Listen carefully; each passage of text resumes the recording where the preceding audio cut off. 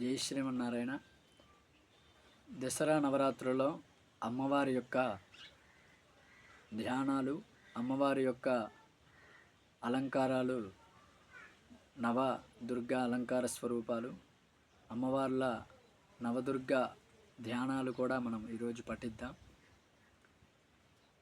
వందే వాంఛతలాభాయ చంద్రార్ధ్రకృతశేఖరాం విషారూఢాం శూలధరాం శైలపుత్రీం యశస్వినీం అనే శ్లోకాన్ని దసరా నవరాత్రుల్లో మొదటి రోజు మొదటి అలంకార స్వరూపం శైలపుత్రి స్వరూపంగా ఉంటుంది. ఆ అమ్మవారి యొక్క ధ్యాన శ్లోకం అది, కాబట్టి తప్పక పఠించండి. రెండవ అలంకారం బ్రహ్మచారిణి స్వరూపంగా ఉంటుంది కాబట్టి దధానాకర పద్మాభ్యాం అక్షమాలాకమండల దేవీ ప్రసీదతు మయీ బ్రహ్మచారిణ్యనుత్తమ అనే శ్లోకం బ్రహ్మచారిణి ధ్యానం, అమ్మవారి యొక్క ధ్యాన శ్లోకం అది. కాబట్టి ప్రతి ఒక్కరూ కూడా రెండవ రోజు బ్రహ్మచారిణి స్వరూపం కాబట్టి ధ్యానించి అర్చన కూడా ఈ శ్లోకంతో పూలు వేస్తూ 108 సార్లు అర్చించుకోవచ్చు.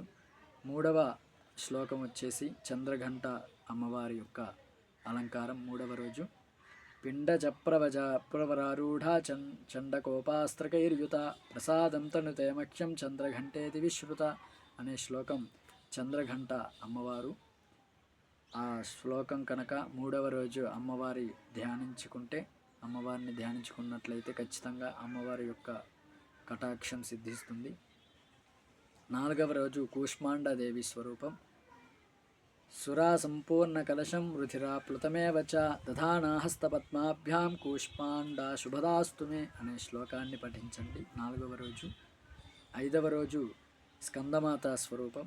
సింహాసనగత నిత్యం పద్మాశ్రితకరద్వయ శుభదాస్తు సదా దేవి స్కందమాత యశస్విని అనే శ్లోకాన్ని పఠించండి.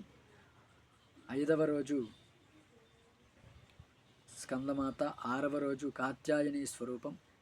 చంద్రహాసోజ్వలకర శార్దూలవరవాహన కాత్యాయని శుభం దద్యాద్దేవీ దానవఘాతిని అనే శ్లోకాన్ని పఠించండి. ఆరవ రోజు కాత్యాయని అమ్మవారు స్వరూపంతో దర్శనమిస్తుంది. ఆ రోజు ధ్యానించండి ఈ శ్లోకాన్ని. ఏడవ రోజు కాలరాత్రి స్వరూపం. ఏకవేణి జపాకర్ణ పూరానగ్నఘరాస్థిత లంబగోష్ఠీకర్ణి కాకకర్ణి తైలాభ్యక్త శరీరిణి వామపాదోల్లసల్లోలహల కటాకంకటభూషణ వరమూర్ధజ్వల కృష్ణ కాలరాత్రిర్భయంకరి. ఈ అమ్మవారు కాలరాత్రి స్వరూపంతో ఉగ్రంగా ఉంటుంది. ఈ అమ్మవారి యొక్క ధ్యానం పఠించినట్లయితే అందరూ కూడా కాలరాత్రి స్వరూపం అమ్మవారి యొక్క కటాక్షం సిద్ధిస్తుంది. ఎనిమిదవ రోజు అమ్మవారు మహాగౌరి స్వరూపం. అందరికీ చాలామందికి కూడా ఈ శ్లోకం వచ్చి ఉంటుంది.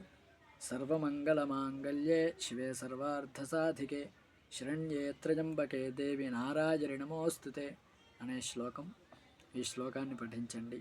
మహాగౌరి మహామంగళకరి కాబట్టి అమ్మవారి యొక్క కటాక్షం సిద్ధిస్తుంది. తొమ్మిదవ రోజు సిద్ధదాత్రి.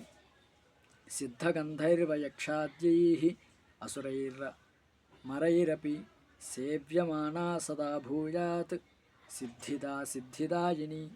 ఏదైనా కార్యం సిద్ధించాలంటే అమ్మవారిని జపం కానీ ధ్యానం కానీ ఈ అమ్మవారికి అర్చన కానీ ఏదైనా చేసినట్లయితే ఖచ్చితంగా ఈ అమ్మవారి యొక్క కరుణా కటాక్షాలు సిద్ధిస్తాయి. కాబట్టి ఏదైనా కార్యం సిద్ధించాలంటే ఖచ్చితంగా కూడా ఈ సిద్ధిదాత్రి అనేటువంటి అమ్మవారిని సేవించి ధరించినట్లయితే ఖచ్చితంగా అమ్మవారి యొక్క కృప కలుగుతుంది. కాబట్టి ఈ నవదుర్గ ధ్యానాలు తప్పక పఠించండి. ప్రతిరోజు నవరాత్రులలో ఖచ్చితంగా పఠించవలసినటువంటి ఈ శ్లోకాలు అందరూ కూడా పఠించి అమ్మవారి కృపకు పాత్రులవ్వండి.